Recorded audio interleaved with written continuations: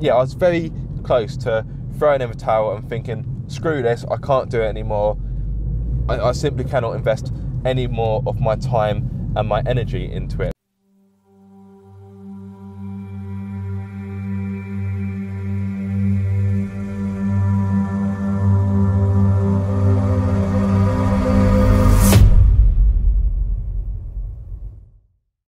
Hello guys, welcome to the first car obsession vlog of 2018 and welcome back to the Seat IB for FR car that has been a bit problematic of late, but I will get onto that in a little bit.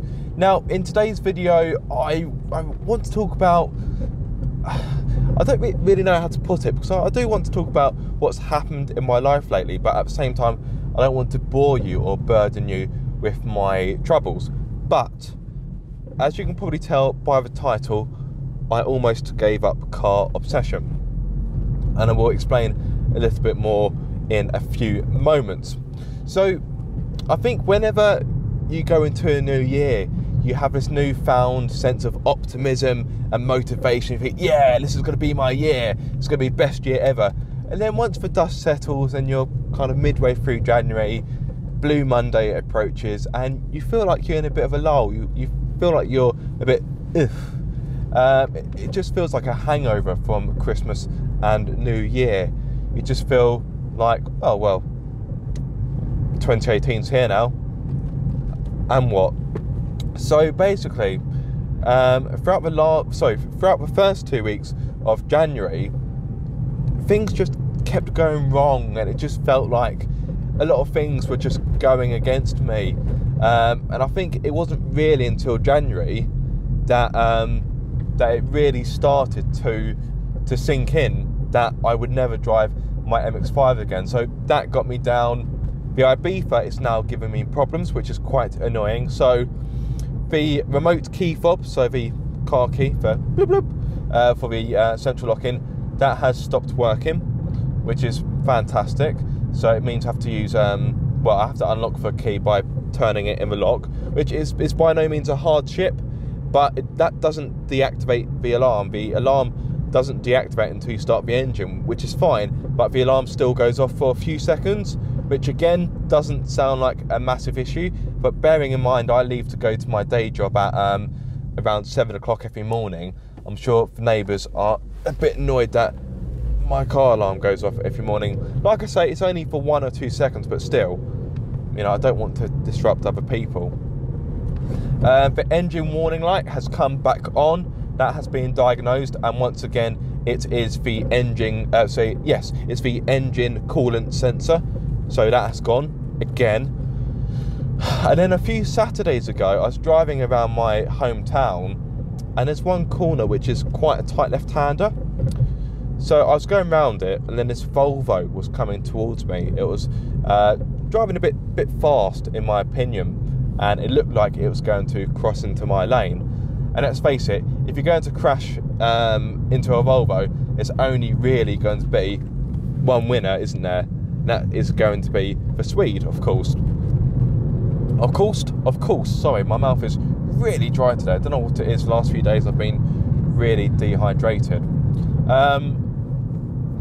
Yeah, so the Volvo looked like it was going to come into my lane, so I didn't swerve, but I kind of just went like that and just adjusted my position a little bit. Now, as I've gone around the corner, my near side rear wheel has clipped the curb. I thought, oh crap, I've scuffed it, which in the grand scheme of things means nothing, because the alloys on this car are pretty much scuffed to buggery, and it was like it when I bought the car, but I'm not afraid to admit that I have added 1 or 2 scuffs throughout the years I've owned the car. So I didn't think anything of it. I just thought, okay, I've scuffed the alloy, you know, whatever. And then I pulled into a pub car park where I was having lunch, and as I was going over the small speed humps, this Tesla's coming behind me a bit fast. Going for speed limit, mate. Jesus. Just because you've got your electric car, you feel like you're doing your bit for society and the world, you think you can tailgate me like an Audi. Who do you think you are? I digress. As I went into the car park and went over some small speed humps, I heard knocking, I thought, oh crap, that must be for suspension. Long story short, it turns out that my rear anti-roll bar is now damaged. Fantastic. So to fix this car, I'm looking at about £220, but that doesn't include buying a new key and getting that coded. So that was an issue. And the other thing that was really getting to me was the fact that it just felt like I was stagnant. I put a lot of effort into car obsession, and it just felt like I wasn't going anywhere.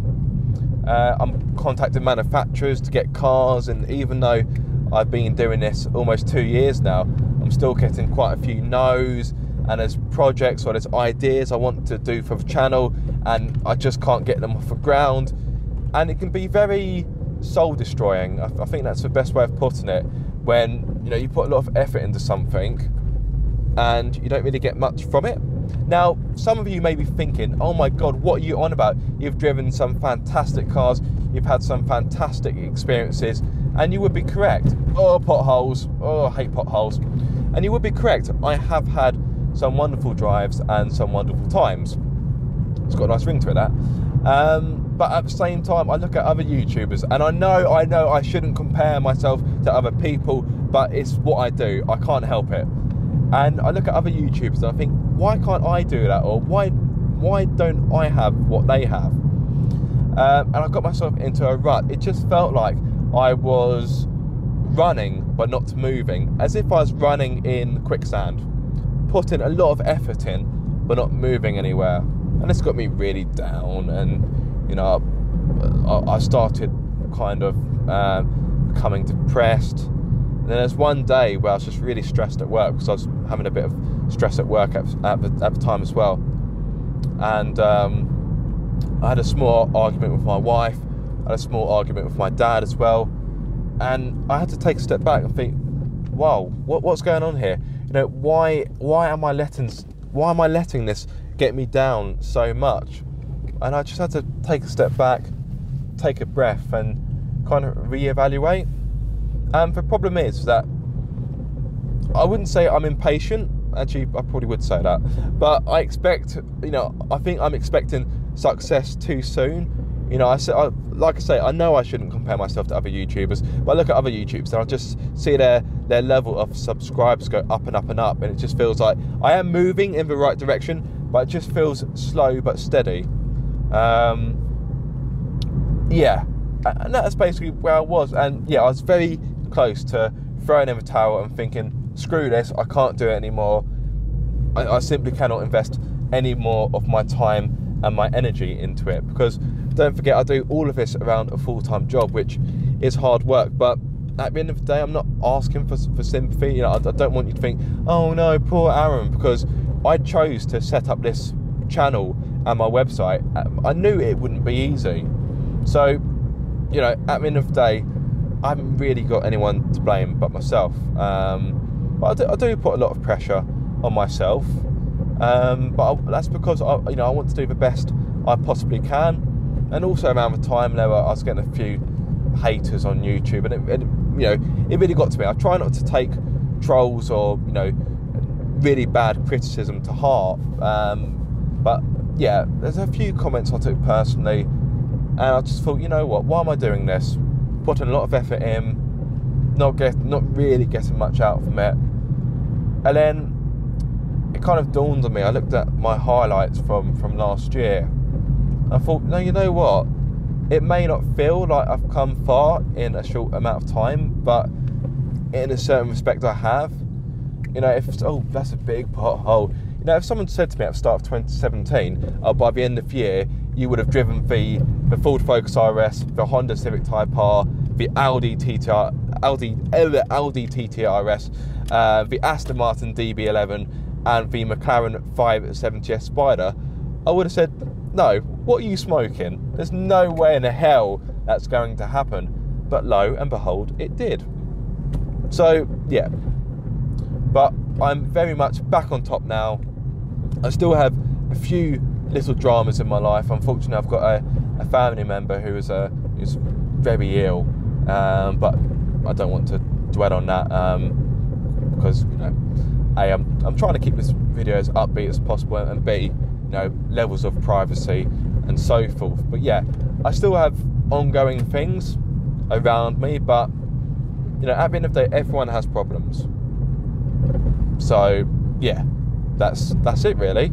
So yeah, so I just felt like I kind of needed to get that off my chest, but also I think it's important to focus on, you know, for lows as well as for highs. I've had some fantastic highs whilst I've done car obsession, but there are low points, and I think sometimes it's important to highlight them, because particularly if you're sat at home thinking about starting a YouTube channel, you know, it's not easy. I'm not trying to put you off, no, you know, that's not the impression I want to give, but at the same time, it's not a walk in the park. It really isn't. But yes, I feel revitalised, I feel back on top. There's space for both of us there, mate, but never mind, thank you anyway. I feel revitalised, I feel re-motivated, re-energised, and yes, I feel ready to keep on plodding, keep on moving forward, keep on plodding along. In regards to what videos I have coming up in the near future, I've got my video that I filmed at Goodwood the other week. That will be available by this Sunday. Where's that lorry going? Who knows? A little bit of a rev match there. Yeah. Now, I am sad I can't drive Mazda, but I do love the turbo in this car. It's not the best turbo in the world. It does have a bit of lag, but it still makes me smile. But anyway, Goodwood video coming. I'm going to have a video coming from, I went to a car meet last week. I went to a car meet set up by Surrey Car Meet, which was actually in Kent. Worked that one out. And then moving further forward, later this month, I'm going to be testing the brand new Ford Fiesta ST Line X. So it's not the full fat Fiesta ST. It kind of looks like a Fiesta ST, but it's not as potent or as fast. But it will still have the 1 litre EcoBoost engine, which has 140 PS. So what's that? That's about 138 brake horsepower. So yes, that should still be pretty good. And I am really looking forward to that. And of course, I'm still trying to get other manufacturers.